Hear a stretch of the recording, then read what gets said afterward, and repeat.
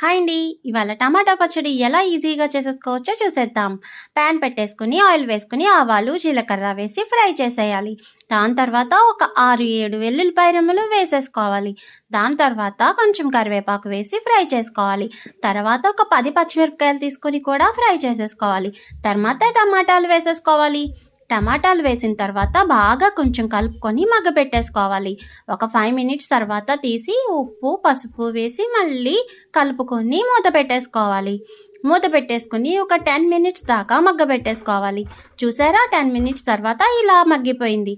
దీంట్లో కొంచెం చింతపండు, కొత్తిమీర కొంచెం ఎక్కువ వేసుకొని కలిపేసుకొని మళ్ళీ 5 మినిట్స్ మూత పెట్టేసుకోవాలి. దాని తర్వాత ఇంకా చల్లారిపోయిన తర్వాత బాగా మగ్గిపోయింది. ఇక దీన్ని మిక్సింగ్ బౌల్లోకి తీసేసుకొని మిక్సీ చేసేసుకోవడమే. ఇది కొంచెం కచ్చా పచ్చగా ఉంటేనే చాలా టేస్టీగా ఉంటుంది. ఎంతో టేస్టీ అయిన టమాటా చట్నీ ఎలా చేయాలో చూశారు కదా.